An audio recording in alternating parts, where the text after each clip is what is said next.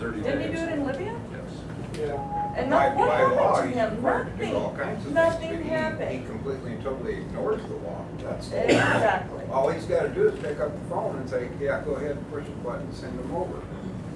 Congress. And we all is stand recess. around going, what are we gonna do about it? What's gonna Executive order happen? it later. We're gonna pay for it. Well, yeah, we will pay. What we're doing to these kids, these young people, in my opinion, is criminal with this debt. It is criminal. What this administration is putting on our kids. Congressman, but Your let me ask you this. grandkids. If the president were to authorize a strike on Syria, would you consider that an act of war? Well, I would. Okay. I mean, you're attacking a sovereign nation. Right, okay. And I No. anticipated that. No imminent threat to us. However, if he does do that, what will your response be to him doing that? Will you call for impeachment? Because he's obviously Well, violating he's the going to, Constitution. and he'll be in court forever, he'll invoke the War Powers Act. But if the War Powers Act is unconstitutional, It's still in been there effect, since Nixon. doesn't make it more constitutional if it's still wrong. At least, all the criticism of President Bush, at least he came to Congress for authorization. That's still unconstitutional, Congressman. Congressman, let me change the subject to something a little more light. That's okay. Obamacare. Of course, you know, the efforts to defund Obamacare. I just heard some more horror stories today on how this thing is being implemented and the effects it's having on families, employers, employees. I think we could all be unanimous. I say that we do not want to see Obamacare in this room, on the Central Committee, Central Committee. We'd be unanimous with that issue. One of the few things we would be unanimous on. So I'm going to ask, what is the best? I mean, in 2016, do you see Obamacare as having been implemented, or is there some way, something going to happen to stop this? I think you have to remember this is the president's signature issue. Okay? He's never going to sign a review. He's got the Senate at this point to be his line in front of that. You're never going to get to repeal it or the Senate to act on it. I think what we can do is everything possible. I mean, there's things like the iPad, the Independent Payment Advisory Board that doesn't have any congressional, executive, or judicial oversight. They make decisions on what they're going to pay for in Medicare and what they're not going to. I think you get bipartisan support to get rid of that. Medical device tax, I think you can get bipartisan support to get rid of that. It was interesting when the president, again, without, the law says that the employer mandate will go into effect, January 1st, and he waives it. There's no waiver provision in it, but he's not going to enforce that. We had a vote on that. We got 35 Democrats vote with us. We then had a vote on waiving the individual mandate. We got 22. I think as this is implemented, you're going to find a great push with a lot of people on the other side of the aisle that will join forces. At that point, we may have an opportunity. I was going to say, can it be delayed until? Well, I think there's an opportunity. And it may be with the debt ceiling debates in that, as far as some of the provisions and trying, but he will never sign a review. This is his signature issue. And I just, whether you elect or not, the elections have consequences. It's frustration. Welcome home. Oh, live with it every day, I tell you. Yeah. Maybe to add on to what Jeff said, you kind of hit on it a little bit, give an answer to that. Obviously, as you said, the Affordable Health Care, aka Obamacare, is the law of the land now for health care. and all provisions and everything in it has to be enforced. And of course, what the Constitution does say, she shall take care that the laws be faithfully executed. So obviously, if he takes a provision like the employer mandate and pushes it back a year, is he faithfully executing the law of the land? So what, as a congressman, what is your two main purposes in the House? The House has the purse strings, and they have the sole purpose of impeachment. So if he's not following the Constitution, don't you have a reason for impeachment? Is that, it is not gonna happen. That's the House's choice. That's all 435 of you. That's your guys' choice, and you're supposed to be representing us, the people. We manage the store, not you guys. We do. And so the point is if you're going to follow the Constitution, great, follow it. I go back again to what we can do that will positively impact, as far as we're concerned, is again, power the purse and have changes, enforcement. The one opportunity we're going to have, and that's the density to get it done. The frustration you have is, I'm 3 times more frustrated, I can tell you. Because trying to deal with the bureaucracy to people who don't follow the law is very concerning. Yes, sir. Yeah, Congressman, while you're talking about money, is that going to ever affect our TRICARE? It will not, as far TRICARE tracks usually with Medicare, as far as benefits. And the health care bill does not really affect benefits in Medicare, except for the independent payment advisory board, like I talked about, that we will hopefully be able to repeal that. But they will have the decision in Medicare only based on costs to not pay for certain services. But that's, TRICARE has always tracked with Medicare as far as benefits. So I could see that if they denied benefits under Medicare, then it could track benefits to TRICARE, but not directly. I need to lose my TRICARE, have to pay for my insurance after I signed a contract with the government Right. for 20+ years. Have it repealed. No, it won't affect that directly, other than like it. Yes, sir. So obviously the biggest problem we see with Obamacare is, it was all created because of cost. It's not that, we don't help health services out there where if a person needs help and they can't get it. It's just a matter of being able to pay for it. And everything I've seen in Obamacare does 2 things. It increases demand, and it actually decreases supply because of all the extra regulations for doctors to do it.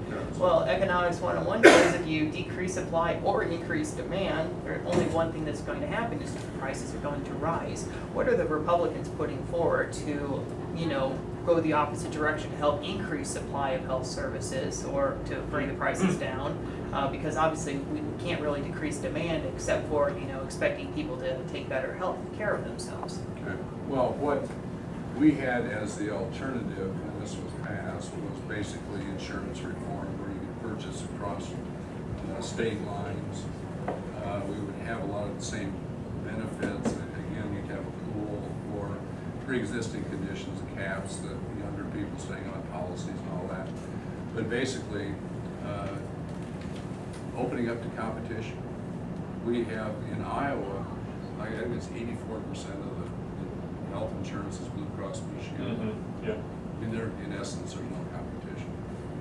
And that's how you ever heard private sector actually competing for Is there any business? mandates to have hospitals actually say what their prices for things are? I go to Burger King, I know what a Whopper's gonna Right. cost me. If I go to a hospital and I wanna know I need to have heart surgery, there's no way to find out what that is ahead of time. Is there any pushes to open up transparency of the health Absolutely. sectors? Yeah, and that's, would be part of it. If you have competition, that's where you're gonna have people increasing your medical savings accounts, things like that. So people would actually ask what it costs. People never ask. You walk in the door and you expect services and you find out afterwards what the bill was. if you actually had to pay for something yourself out of your medical savings account, you would ask, this the right place to go, or is this, you know, services are the same, but I can save $50 over here.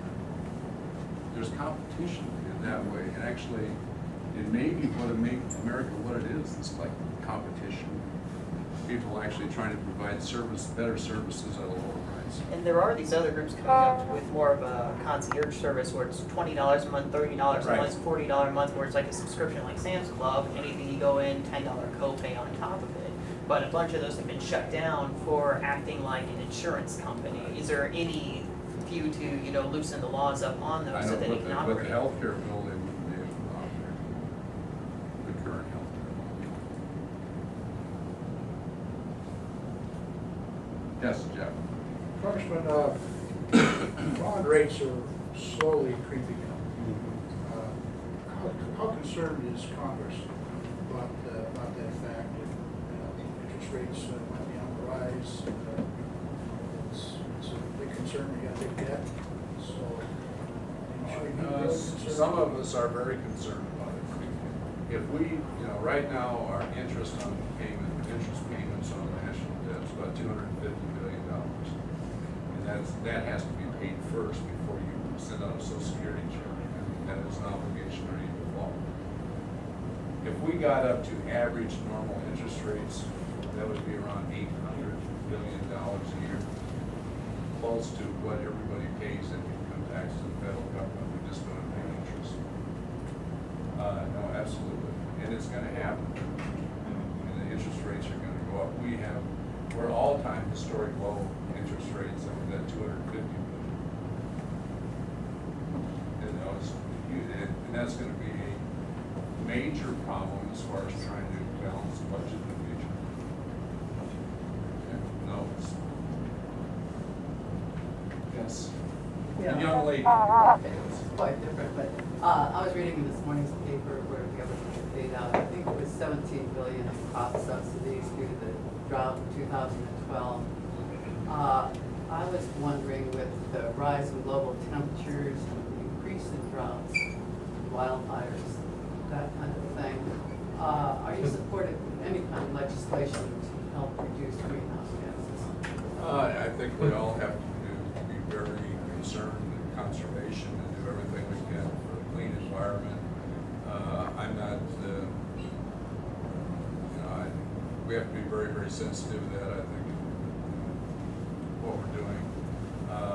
We have always had great cycles in weather. You know, where I grew up in north central Iowa, 50,000 years ago was underneath the glacier. You know, Yeah, it's there. I think we've seen the cycles, but we haven't seen them in such a compressed period of time of I 100 don't years. know if in the 30s. No, I'm talking about much wider. According to the data. So, you know, I think right now we have more carbon in the atmosphere than we had It's for actually been 800. cooling the last 10 years. Well, I think according to the records, it's not globally at the moment. It hasn't changed.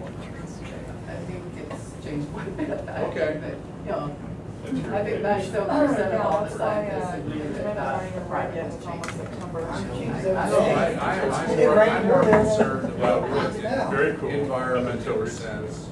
I want a clean environment, the safest air we can have, cleanest water possible, do everything we can.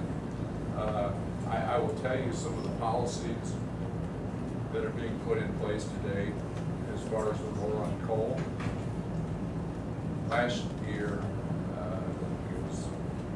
we had shipped about 75 million tons of coal overseas.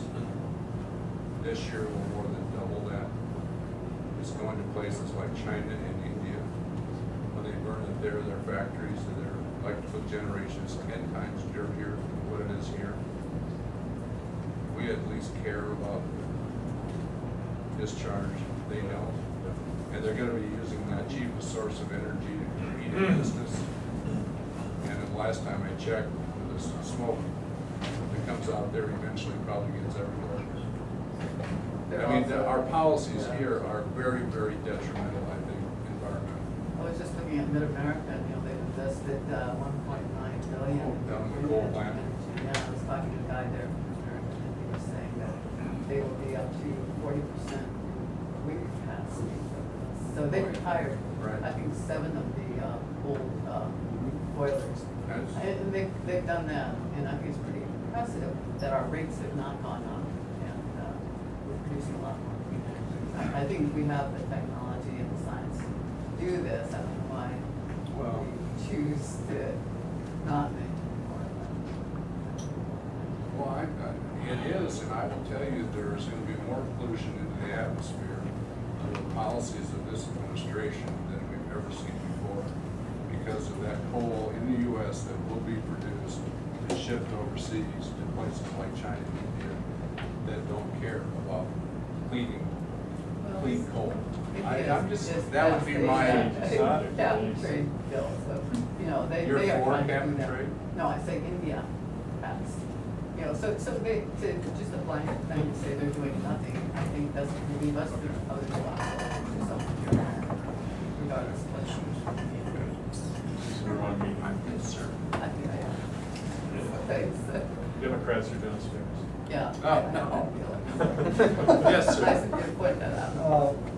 Congressman, I want to know why you voted for CISPA, the security, the cybersecurity bill. Doesn't have more government and more bureaucracy? The cybersecurity bill. Yeah, CISPA. Right. Basically, because the information that I had and the threat that's out there, that I believe that, it was necessary. So all that stuff you said earlier about more government and more bureaucracy, that's irrelevant. Because, well, you're voting for more government and more bureaucracy. Earlier you were saying you were I'm against it. voting for keeping the United States citizens At safe. the expense of my privacy online, on the internet, and regulating businesses. There are hundreds of thousands of attacks every day, and it's all on a voluntary basis for Americans to participate. But we are being attacked, bombarded every day from people who want to steal all of our intellectual property, who want to find out exactly what we're doing, national security-wise, every way possible. So to have people voluntarily, if they want to comply and participate, I don't think it's a bad thing. We're talking about, if you want to lose our competitive advantage in intellectual property in the United States to places like China and Iran, that's to not protect our systems and our information here is not good. Do you consider it voluntary if it's saying if you want to have a government contract, your business must cooperate If there's with this bill? government, Like proprietary- Facebook or Verizon or AT&T or every media outlet? If there's proprietary government information that they have to protect, I would understand that would be part of the contract. Why does Facebook have proprietary government information? They may have, They're a social network. they may have. No, I appreciate what you're saying, but there's a lot of other information that someone could have access to. Well, President Obama said that if that bill had went to his desk, he would veto it because it's unconstitutional. He said that. Says a lot of things. Yes. As part of sequestration, some things were eliminated in our daily lives, like the tours of the White House and so forth.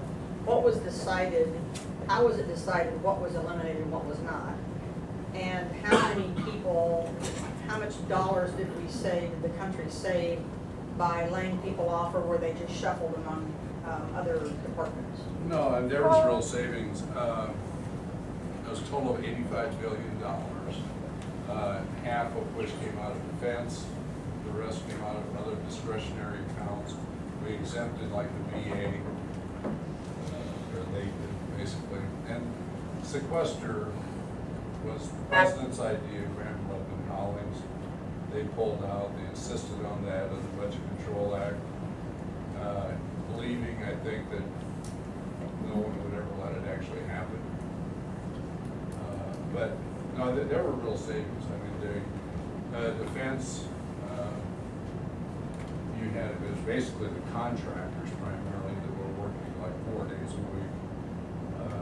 And there were real sales. The White House and the tour thing is just, It's the one that hits the media all the time. somehow we're able to keep the Capitol open to the public and have security there, and people can come to my office. I don't understand. That was more of making it appear that it was for the cost there. Yeah. So, the premise behind Obamacare is that it's a signature bill and that it's likely that it'll never be repealed. So, you mentioned a while ago about the budget crisis coming to a head and deferring that until December. Is that As far as the annual appropriation of the fiscal year, where the large agreement will come will be under the debt ceiling agreement. So what's the advantage or disadvantage of having that all come to a head in December? I mean, I don't. It won't come to a head in December, it'll come to a head in October. In October. With the debt ceiling. Okay. And that, the one thing, and she touched on, sequestration is something, basically people who believe in strong defense hate it because it cuts randomly with the Defense Department. The administration and the liberals will hate it because it cuts a lot of their favorite social programs. And they will do anything basically to get rid of sequestration, which is going to be the major pressure point, I think, in any kind of agreement in October. Congressman, we have time for one more. Okay. Anybody that hasn't? Sir. Yes, sir. Thank you for being here today, Congressman. I just want to say that, you know, I personally think your motives are pure when it comes to the NSA scandal and everything. The problem is that people my age, we've lived a lot of our lives electronically online, and the government has collected all of this data, and private corporations have too. The government now has this information. They can construct our movements, our social networks. The IRS is targeting people that are Tea Party conservatives for special treatment. And, you know, we just look at all this. We see a police state apparatus being built, and we don't know what to do about it. We're asking for help. And so the way you voted, basically all I wanted was you to shoot a shot across the bow of tyranny and say, we're not going to take this anymore. So. Well, and that's why I voted to prohibit the federal government having any kind of content of storing. Well, I know content, but from the metadata, they can tell where you're going, what cell you're on. I mean, yeah. The prison program has been mining the Facebook and the Google searches. Secret. You know, and I don't want it, if I want to read about Islam and type in Google searches, I don't want DHS beating down my door saying, oh, he must be an Al-Qaeda operative because he's reading about Islam. So, I mean, I appreciate it very much. this is where it's going. It's going to a bad place. So, thank you. Thank you. Okay. Please, if we can be of assistance, Emily, what's the address right down on Broadway? 116 West Broadway, right next to Barley's. That's usually a good landmark. Is that where you hang out all I do, day? yeah. I'm not at the office, just go next door. No, but thank you all for coming, for your input. The great thing about Iowa, and after done 550, 60 of these things, is that we may not always agree, but at least the people are not disagreeable, and that's what we're about. So anyway, but thank you all very, very much for coming. Appreciate it.